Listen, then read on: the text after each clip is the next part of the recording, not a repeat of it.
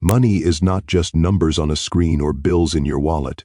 It is emotion, it is behavior, it is the stories we tell ourselves about risk, success, fear, and enough. Two people can earn the same income, invest in the same market, and make completely opposite financial decisions, one building lasting wealth, the other living in constant anxiety. The difference isn't intelligence, it isn't luck, it's psychology. In this audiobook summary of The Psychology of Money by Morgan Housel, you'll discover why understanding human behavior matters more than spreadsheets, why survival beats brilliance, and why mastering your mindset with money is the real path to freedom. Money is emotional, not logical. That's a simple sentence, but its implications are anything but simple. Every financial decision you've ever made, whether it was buying your first car, investing in stocks, or even saving for a rainy day, was shaped far more by your experiences, fears, and beliefs than by some perfectly rational calculation. You might have thought at the time that you were being careful, that you were following logic, but the truth is, logic can guide you only so far. The rest is emotion, and that is neither a flaw nor a weakness. It is human nature. Think about it for a moment. Why do people keep money in a savings account that earns almost nothing when they could invest in a stock market that historically grows at a far higher rate? The numbers are clear. The logic is undeniable. Yet the fear of losing what they already have keeps them frozen. The fear is real, deeply rooted, and often shaped by the stories we've absorbed since childhood. Maybe they grew up seeing someone lose everything in a bad investment. Maybe the lesson they internalized was, money is dangerous, wealth is fleeting, security is in holding on. That lesson may not be mathematically optimal, but it is emotionally powerful, and it drives behavior in ways spreadsheets cannot predict. And it's not just fear. Money decisions are driven by pride, status, guilt, even love. Parents save obsessively to provide their children with opportunities they never had. Couples argue over seemingly trivial expenses because each dollar represents something bigger: control, freedom, or respect. People take risks not because they've done a careful analysis of the odds, but because the thought of missing out, of not keeping up with others, triggers a deep emotional reaction. It's human, it's normal. And once you accept this truth, you start to see your own financial behavior with a clarity that is liberating. Take, for instance, the story of a young man named James.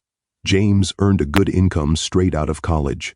He read the books, watched the webinars, and knew, in theory, how to invest wisely. He was aware of diversification, compounding, and market cycles. But when the stock market dipped just a few percentage points, James panicked. He sold his positions at a loss, moved everything to cash, and spent months convincing himself he had avoided disaster. Looking back, he realized that his actions weren't based on reason. They were based on the anxiety that surfaced the moment he saw red numbers on a screen. Logic told him to stay, but emotion pulled him out. And this is the critical point. James did not fail because he was stupid or careless. He failed because he was human, because his decisions were tied to his feelings, his past experiences, and his tolerance for risk. Recognizing that allows you to stop beating yourself up for past mistakes, and instead focus on understanding the forces behind your behavior. Now imagine the opposite scenario. Consider a woman named Priya, who grew up in a household where money was constantly a source of stress. Bills piled up, arguments flared, and her parents often made financial decisions out of desperation. Priya carried that fear with her into adulthood. She wanted to invest, she wanted to grow her wealth, but she found herself hesitating at every opportunity. She watched friends buy their first homes, take their first risks, and felt the pull of comparison. But she also felt the weight of caution. Her choices weren't wrong and they weren't right. They were a reflection of her upbringing, her emotional lens, the internal narrative she had been carrying for decades. And this is precisely why psychology matters more than mathematics, because if you ignore the emotional component of money, you will constantly fight against yourself, and the battle is exhausting. Understanding that money is emotional also helps explain why two people with similar intelligence, education, and income can have drastically different financial outcomes. Logic alone does not dictate behavior. Experience does. Risk tolerance does. Optimism, patience, and even humility play roles that are impossible to quantify.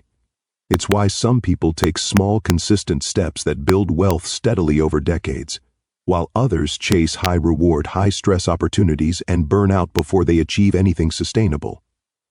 Recognizing that your emotions are part of the equation is not an excuse to ignore logic. It's a tool to make logic work for you. Here is an actionable insight that can change how you approach every money decision. Take a step back and examine why you are making a choice. Not what the numbers say, not what others are doing, but why you feel compelled to act. Are you motivated by fear of loss, fear of missing out, or fear of not measuring up? Or are you acting out of curiosity, confidence, and patience? Awareness is the first step. When you can identify the emotion behind the decision, you gain control. You are no longer a passive participant in your financial life. Instead, you are the observer, the navigator, and eventually, the decision maker who can balance reason and feeling in a way that serves you. And the most important relief of all, your past mistakes, the times you panicked, the impulsive purchases, the bad investments. They were not signs that you are incapable or foolish. They were evidence that you are human. They were evidence that money is emotional. Once you see it this way, a weight lifts. You stop berating yourself for choices you made under the influence of fear, pride, or desire. Instead, you can study your patterns, reflect, and build strategies that work with your psychology rather than against it. One simple but powerful approach is to give why. Ourselves financial guardrails. Set rules that account for your emotional tendencies. For example, if you know you panic during market downturns, design your investment strategy so that selling is not necessary, even when the market dips. Automate savings and investment contributions so that emotions don't dictate whether you actually act. Build habits that minimize the occasions when your feelings override your best judgment. Over time, you will see that even small adjustments can have profound long-term effects. Another aspect to consider is patience, and this ties directly to emotion. It is easy to admire stories of overnight success, high returns, or rapid wealth accumulation. But behind nearly every success story is a long, unglamorous period of waiting, of compounding, of disciplined action guided by understanding one's own psychological tendencies. Recognizing your emotional patterns allows you to resist the urge to chase shortcuts. It allows you to respect the process. It allows you to endure, which is the single most underrated skill in building lasting wealth. So the next time you feel anxious about money, pause, observe, ask yourself, am I reacting to the numbers, or am I reacting to a memory, a story, a fear, or a belief I have carried for years? That simple reflection can change the trajectory of your financial life. You will begin to see that patience, self-awareness, and emotional understanding are just as important, if not more so, than spreadsheets and formulas. You will begin to see that wealth is not only a matter of what you earn or invest, but how well you understand your own mind. And this understanding is liberating. It frees you from shame and guilt. It frees you from comparison. And it frees you from the illusion that financial decisions are purely rational. The more you accept that money is emotional, the more control you gain, because you can work with your nature instead of against it. You start building a financial life that is aligned with who you are, not just who you think you should be. Because at the end of the day, money is never just about money. It is about behavior, about emotion, about the invisible strings that pull at your choices, often without your awareness. The sooner you acknowledge these strings, the sooner you can untangle them, navigate them, and ultimately act in a way that serves your long-term goals. By understanding this, you stop blaming yourself for past mistakes. You stop idolizing others' successes without context, and you start creating a path that is uniquely yours, guided by both insight and emotion, reason and understanding. This is where the real power lies, and it begins with one simple truth.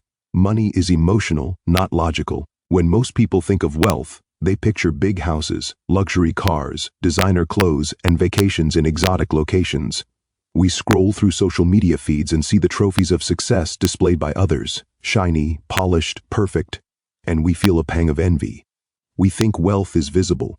We think it's something you can hold in your hands, something that announces itself to the world. But the truth is, the wealth that truly matters, the wealth that gives you freedom, security, and peace of mind, is almost always invisible. It doesn't make headlines. It doesn't earn applause. It doesn't demand admiration. And yet, it is the foundation of a life. T is stable, resilient, and quietly powerful. Take, for instance, the story of Ronald Read. Ronald Reed was a janitor and a gas station attendant who lived in a modest house in Vermont. He never made headlines, never wore designer suits, and certainly never flaunted his wealth. But when he passed away, he left behind an estate worth $8 million. How did he do it? Not by flashy investments or risky schemes. He lived below his means, saved diligently, invested quietly, and let time and compounding do their work. To the outside observer, Ronald's life looked ordinary. But in reality, he had mastered the invisible forces that create real wealth. He understood that wealth is what you don't see. And this is the lesson we need to internalize. True wealth isn't the car you drive, the watch on your wrist, or the corner office you occupy. Those are just signals. They are the smoke and mirrors of wealth. Real wealth lives in bank accounts you don't brag about, investments you don't announce, skills you quietly develop, and decisions you make today that secure tomorrow. It is your freedom to choose how you spend your time. It is the optionality that allows you to walk away from situations that no longer serve you. It is the control over your life that cannot be bought or sold, but only earned over years of consistent choices. Many people fall into the trap of comparison. They look at what others have and believe they are behind, that they are missing out. They see someone driving a brand new car and assume that person has wealth, that person has freedom. But often, the reality is very different. The flashy car may be leased. The expensive watch may be paid for with credit. Card debt. The Instagram photos may hide months of financial struggle, stress, and uncertainty. It is all smoke and mirrors. The real measure of financial success is not what is visible. It is what is unseen, what is saved, what is invested, and what is protected. Let's think about your own life for a moment. How much energy do you spend comparing yourself to others? How often do you feel inadequate because you're not living in the spotlight of someone else's carefully curated image? It's exhausting, isn't it? And here's the paradox. The more you chase visible wealth, the less likely you are to achieve the kind that matters, because the pursuit of external validation can distract you from the quiet, disciplined actions that build real wealth. Real wealth is patient. It doesn't need recognition. It doesn't need a photo op. It grows in silence, nurtured by restraint, humility, and consistency. Consider the example of someone who chooses to live frugally even while earning a high income. They drive a modest car, live in a home that is comfortable but not extravagant, and avoid lifestyle inflation. To an outsider, they may look ordinary, even boring. But behind that quiet exterior is a growing reservoir of financial freedom. They have savings that cover emergencies, investments that compound quietly, and the ability to make choices that others cannot. They have optionality. If they want to take a career break, travel, or start a business, they can do so without fear. That is wealth, that is power, and it is invisible. This idea can be hard to accept in a world obsessed with status symbols. We are bombarded by images of success that suggest money equals happiness, visible, equals achievement, and extravagance equals freedom. But the truth is almost the opposite. When you tie your sense of wealth to appearances, you create a fragile foundation. You are at the mercy of perception, comparison, and circumstance. The moment someone else looks richer, then you feel inadequate. The moment your possessions lose their shine or your status is questioned, your sense of security falters. Visible wealth is a brittle structure built on the opinions of others. Invisible wealth, on the other hand, is self-contained. It cannot be taken away by judgment or circumstance. It is durable, resilient, and profoundly liberating. There is another dimension to this invisible wealth, the mental and emotional space it creates. When you have true financial security, you don't live in a constant state of fear or scarcity. You don't have to check your balance obsessively or worry about unforeseen expenses. You can think long-term. You can make decisions based on strategy and values, not panic. You can say no to obligations that don't serve you. You can take risks that align with your goals because you have a safety net. This peace of mind is priceless, yet it is completely invisible to the casual observer. It doesn't shine in photographs, it doesn't attract followers, and it cannot be displayed in a showroom. But for the person who possesses it, it changes everything. Wealth, when understood correctly, also transforms relationships. It allows you to interact with people without fear or obligation. You can help others because you choose to, not because you have to. You can mentor, invest, and support causes without needing recognition. You can live with dignity and generosity. And yet, All of this operates quietly, largely out of sight. People may never know the impact of your invisible wealth, but the world, and your own life, is deeply shaped by it. So, how do you cultivate this invisible wealth? It starts with choices, small, consistent. Intentional choices over time. Spend less than you earn, save diligently, invest patiently, avoid lifestyle inflation, protect yourself from unnecessary risk, and most importantly, value freedom over appearances. Ask yourself, do my financial choices increase my control over time and my ability to make decisions? Or do they merely signal status to others? Focus on actions that compound quietly building a foundation that will endure. Remember Ronald Read, who lived modestly yet amassed millions. His story is a reminder that wealth grows where attention is given, not where eyes are watching. It also requires patience and humility. You will not become wealthy overnight. You will not be applauded for every careful choice. You will not get instant gratification.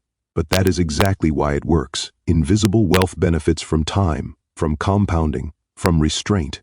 The more invisible it is, the more powerful it becomes. The more visible wealth depends on attention, perception, and luck. The more invisible wealth depends on consistency, discipline, and foresight. And perhaps the most important lesson is that invisible wealth is liberating. It frees you from comparison, from societal pressure, and from the fear of keeping up. It allows you to live life on your terms. It allows you to pursue meaningful work, creative projects, and personal growth without being chained to the expectations of others. It allows you to sleep at night with peace of mind. And all of this comes without ever announcing it to the world. So when you think about wealth, next, don't measure it by what you see. Don't chase the houses, cars, and accolades that are so easy to display. Instead, measure it by what you feel. Freedom, security, flexibility, and choice.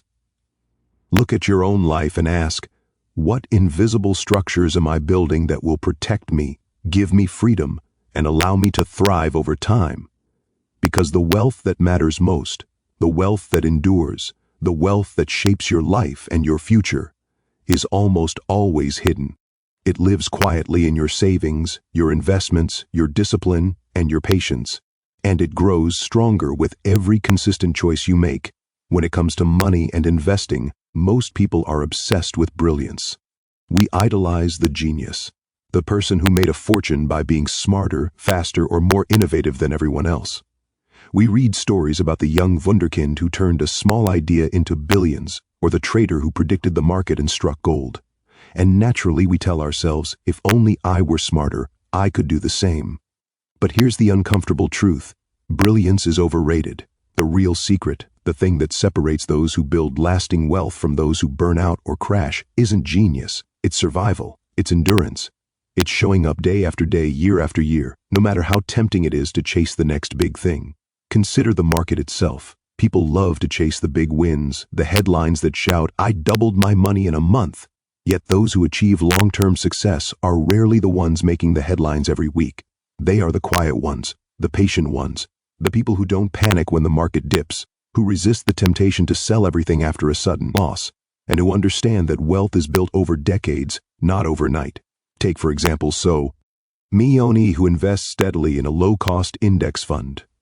Over 10, 20, 30 years, that money grows, not because the investor picked the winning stock or outsmarted anyone, but simply because they stayed in the game.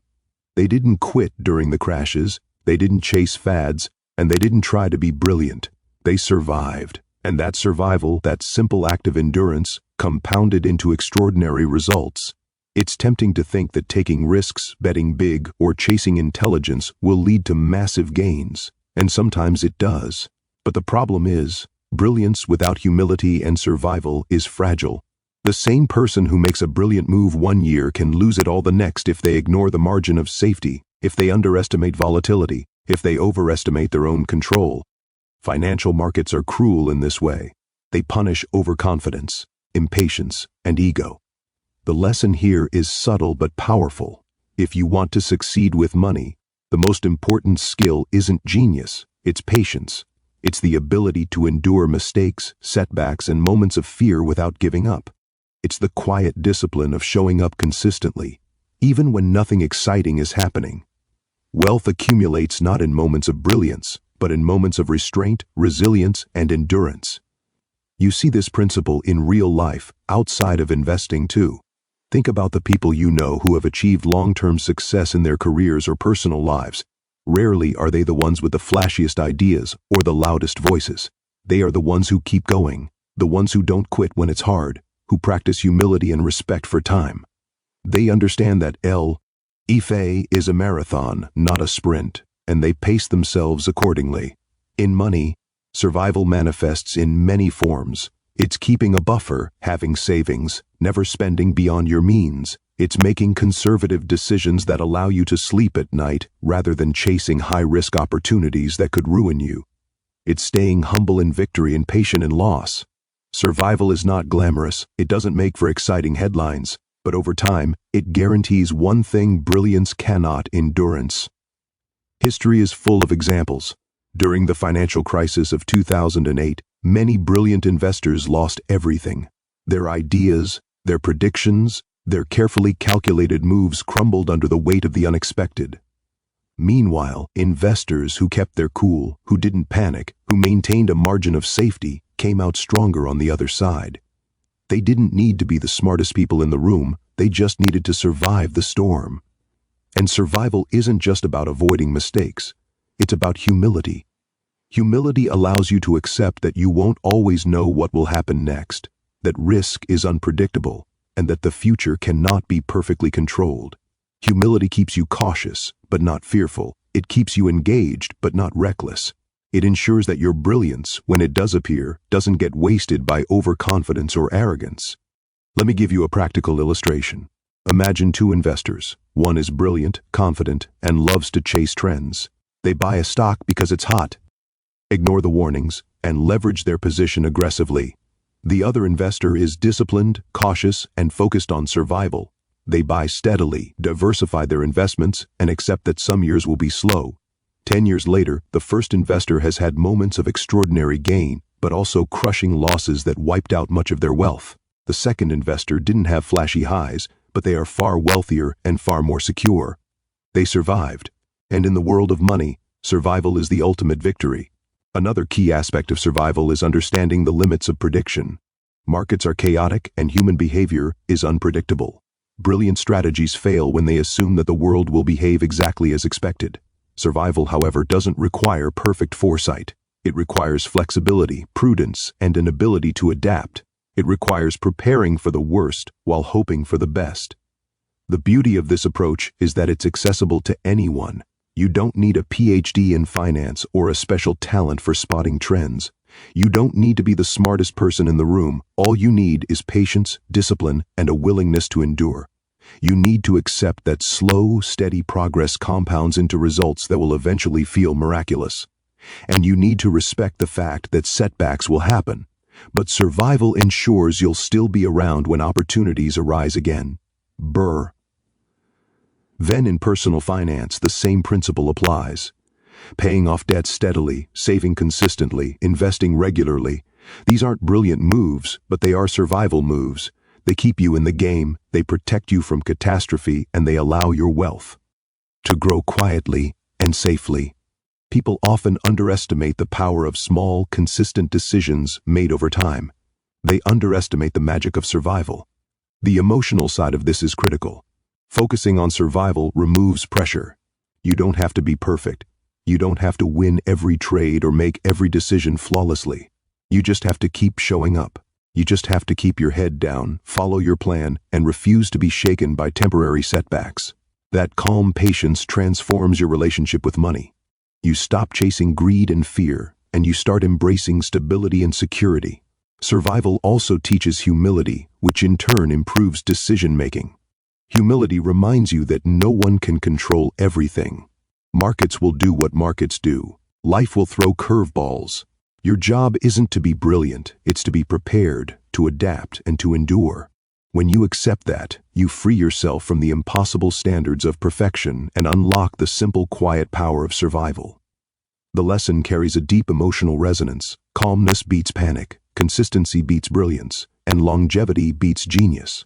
Those who survive, who maintain a margin of safety, who practice patience and humility, ultimately achieve more than those chasing dazzling victories. Wealth is a game of endurance, not flash. The people who win aren't always the smartest, but they are always the ones who refuse to quit. So the next time you feel the pressure to make a brilliant move, remember that the greatest victories often come from the quietest actions. Staying in the game, protecting yourself from catastrophic loss, and showing up consistently. These are not glamorous. They are not exciting, but they are powerful. They are the slow, steady, enduring steps that lead to lasting success. Brilliance may dazzle for a moment, but survival builds a foundation that lasts a lifetime. And as you navigate your own financial journey, keep this in mind. The goal is not to impress anyone. The goal is to endure. The goal is to keep playing, keep learning, and keep adapting. In the long run, endurance beats brilliance every single time. Most people underestimate time. We chase instant results, measure success by what we see today, and assume that if growth isn't explosive, it isn't real. But in finance, in life, and in personal growth, time is the secret ingredient that quietly turns small, consistent actions into something extraordinary. It's invisible, but it's powerful. Compounding doesn't shout. It doesn't demand attention. It works quietly, steadily, and it rewards those who resist the temptation to interfere. Think about planting a tree. You don't plant an acorn and expect an oak in a week. You water it, tend to it, make sure it isn't uprooted by storms, and then you step back. The real magic happens while you're not looking. Every day, unseen, it grows a little taller. Its roots dig deeper, its branches stretch wider. Years later, you walk past that tree and realize it has grown far beyond anything you imagined. That's compounding. Now, imagine you pulled that tree out every time it grew a little slower than expected. Imagine trimming the roots because you were impatient, or moving it to a new spot because you doubted your first choice. The tree would never reach its potential. That is exactly what most people do with money. They panic, they withdraw, chase the next hot tip. And they interrupt the process that could have built something truly lasting. Time gives compounding the leverage it needs. If you invest consistently, even modestly over a long period, your wealth begins to grow exponentially. The numbers themselves can feel almost magical. But the truth is that the real power isn't the math. It's the patience, the restraint, and the emotional discipline you develop while waiting. It's easy to stick to a plan when everything is going well, but the challenge and the transformation comes when markets fall, when returns slow, or when life throws distractions at you. That's when compounding rewards character. Let's bring this to life with a story. Warren Buffett made his fortune not because he was the smartest investor in the room. He made his fortune because he started early and stayed the course. He didn't chase trends, he didn't panic when stocks dropped, and he didn't obsess over short-term fluctuations. His secret weapon was time. He understood that compounding isn't just a formula, it's a lifestyle of patience, consistency, and emotional resilience. Year after year, decade after decade, his wealth grew, quietly, powerfully, like that oak tree, until it reached heights that seemed impossible to others. But compounding isn't limited to money. Think about your skills, your relationships, your health. Small, disciplined actions, studying 15 minutes every day, exercising consistently, showing care and attention to your relationships may feel insignificant in the moment, yet left uninterrupted, they compound. Over months and years, they create results that feel almost miraculous. This principle applies universally. If you protect your time and your consistency, the benefits multiply far beyond the effort you put in. And yet, most of us struggle with this. Our brains are wired for immediate gratification. We want progress, and we want it now. Social media feeds us a constant stream of instant success, flashy wins, and dramatic transformations. When our real lives don't match up, it feels disappointing. We forget that slow progress is still progress. We forget that compounding requires faith in the invisible. But here's the liberating truth. Your slow, steady steps matter more than you realize. Every dollar saved, every skill practiced, every choice aligned with your long-term vision is a tiny deposit in the bank of your future. And as long as you don't interrupt the process, the returns will eventually astonish you. Here's a practical way to embrace compounding in your life. First, start early. Time is your ally.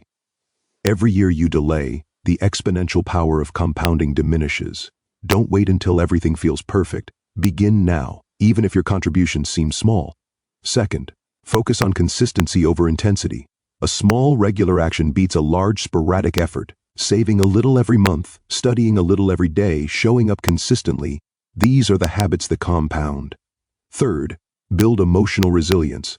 The world will test your patience. Investments will fluctuate. Progress will seem slow. The key is to resist panic, resist unnecessary changes, and trust the process. When you do, compounding rewards you far more than anything flashy could. Let's explore the psychological side of this. Humans love control, and we hate uncertainty. That's why we're tempted to interfere. We check our accounts obsessively, move our money at the first sign of trouble, or abandon long-term habits because progress feels invisible. But compounding requires surrender. Surrender to time, to the slow unfolding of effort, to the quiet accumulation of results. It's a discipline of faith. It's a mindset that trusts the invisible. When you cultivate this mindset, you not only grow your wealth, but you also strengthen your character. You become more patient, more strategic, and more resilient in every area of life. Consider this. If you invest $100 a month, starting at age 25, earning a modest 7% annual return, by age 65, you will have over $170,000. But if you wait until 35 to start, contributing the same $100 a month, you'll end up with only around $77,000. 10 years may feel like a short time, but in compounding, it is monumental. This isn't just a math lesson, it's a lesson in patience, in starting, and in leaving your efforts alone long enough for them to bear fruit. The beauty of compounding is that it transforms ordinary decisions into extraordinary results. One habit of saving, one discipline of consistency, one commitment to emotional restraint. These choices seem small, almost inconsequential. But over time, their impact is staggering. They build momentum, they create options, and they grant freedom. That's why the greatest wealth builders in history were rarely those chasing shortcuts. They were those who played the long game, trusted the process, and allowed compounding to work its quiet magic. There's also a humbling lesson here. Compounding doesn't care about urgency. It doesn't respond to stress or impatience. It only rewards time, consistency, and discipline. In a culture obsessed with speed, we often forget that slow progress is still meaningful. We undervalue the everyday actions that, if left uninterrupted, accumulate into life-changing outcomes. Compounding teaches us that our efforts are not wasted simply because we cannot see immediate results. Patience is not passive, it is active trust in a system that works, if only we allow it to. As you think about this in your own life, remember that compounding is both simple and subtle. You don't need to do extraordinary things, you just need to do ordinary things consistently. Saving a little, learning a little, practicing a little, every day, every week, every month, without interruption. Avoid the temptation to jump from one strategy to another, to constantly compare yourself to others, or to expect dramatic results overnight. Instead, focus on your trajectory, trust in time, and watch as your consistent efforts grow beyond what you thought possible. Ultimately, the lesson of compounding is a lesson in faith. Faith in your decisions, faith in your discipline, and faith in the slow, patient unfolding of time. It's a call to embrace the long game, to resist the urge to constantly tweak and interfere, and to trust that your consistent, thoughtful actions will yield extraordinary results if left uninterrupted. This is where true power lies, not in the flashy wins, not in the short-term thrills, but in the quiet, relentless accumulation of effort and growth over years, decades, and a lifetime. There is a quiet, almost invisible power in knowing what enough looks like. Most of us spend our lives in pursuit of more money, more success, more recognition, more approval. And for some, the haze never ends. But the truth is, without understanding where enough lies, the pursuit of more can become a prison. Greed, anxiety, and perpetual dissatisfaction are not caused by having too little. They are caused by not recognizing when you already have enough. Think about the people you know who are constantly reaching, never satisfied with what they have. They upgrade their phones every year, chase the latest cars, live in houses that stretch their budgets, and yet, somehow, they are always restless. Something is missing. And often, it's not money, it's a mindset. They haven't discovered enough. Enough is not just a number in a bank account. It's a deep understanding of what satisfies you, what allows you to sleep at night, what gives you freedom rather than fear. Imagine for a moment two people who earn exactly the same income. One lives paycheck to paycheck, always worried about the next bill, the next expense, the next unexpected emergency. The other manages their finances wisely, understands what they need, and quietly builds a life free from constant anxiety. Both have the same resources, both have the same opportunities. The difference is subtle yet profound. One knows enough, the other does not. That subtlety makes all the difference. Knowing enough is not about settling. It is not about giving up ambition or stopping growth. In fact, it is one of the most strategic financial advantages a person can have. When you understand what enough looks like, you free yourself from the endless comparison that plagues so many of us. You stop measuring your success against your neighbor's house, your coworker's car, or the lifestyle flaunted on social media. You stop gambling your peace of mind for the illusion of more. Enough allows you to see clearly what truly matters, and to act with purpose rather than compulsion. There is a story I like to think about when it comes to enough. It is the story of two brothers who inherited a small business from their father. One brother poured everything back into the business, expanding aggressively, taking massive risks, borrowing heavily, and chasing every possible opportunity. The other brother grew the business at a steady pace, reinvesting wisely but keeping a margin of safety and focusing on stability. Both were hardworking, both were talented, and both wanted success. Years later, a market downturn hit hard. The first brother, overleveraged and chasing more, lost almost everything. The second brother, who understood what enough was for him, what level of wealth and security would sustain his life, weathered the storm, preserved his capital, and emerged stronger. Enough, in this case, was not a limitation. It was a shield. It was what protected him from risk that seemed unnecessary and destructive. In our own lives, enough can look very different. For some, enough is a stable home, the ability to provide for family, and a life free from debt. For others, it might be a financial cushion that allows travel, freedom of choice, or early retirement. There is no universal number, no formula that defines enough. It is a deeply personal understanding, and discovering it requires honesty with yourself. What do you truly need to feel secure? What do you need to feel fulfilled? What can you do without, so that you can focus on what really matters? Answering these questions is not indulgent, it is essential. One of the most challenging aspects of recognizing enough is overcoming society's messages that more is always better. From advertisements to social media to peer pressure, we are constantly told that we are not doing enough, that we need to upgrade, that we need to catch up, that we are falling behind. It is exhausting, and it is deceptive. In reality, the more you chase, the less you notice what you already have. The more you focus on external validation, the less you appreciate internal contentment. Enough is the antidote to this exhaustion. It is a quiet declaration: I have what I need. I am capable of handling what comes my way. I am in control. Understanding enough also changes how we take risks. Without a sense of enough, every financial decision can feel like a gamble, a desperate attempt to get more and more. But when you know enough, risk becomes a tool, not a compulsion. You make choices from a place of strength, not fear.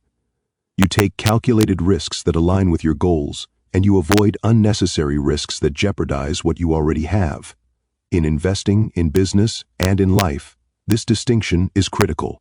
People who do not know enough often fall prey to greed, chasing returns without regard to consequences. People who understand enough are free to play the long game, to wait, to be patient, and to thrive over time. Another powerful way to think about enough is in terms of time. Money is important, yes, but its real value comes from what it allows you to do. Time with your family, freedom to pursue passions, energy to focus on growth, and space to enjoy life. Without enough, even the wealthiest people can feel trapped. Their time is consumed by worry, by maintaining appearances, by endless striving. With enough, time becomes your ally. You can make decisions that honor your priorities, rather than constantly responding to pressure.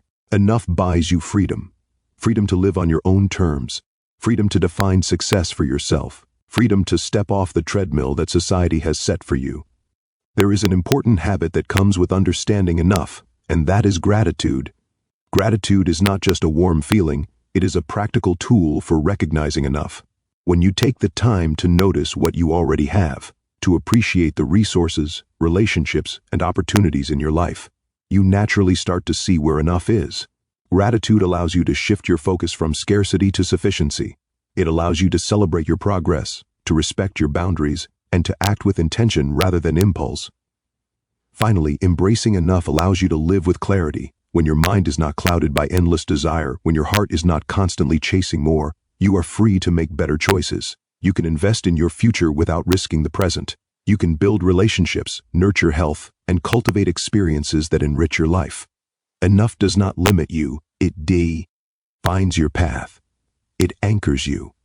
It gives you a lens through which you can see what matters most and act in alignment with your deepest values. Understanding enough is perhaps one of the most underrated financial skills.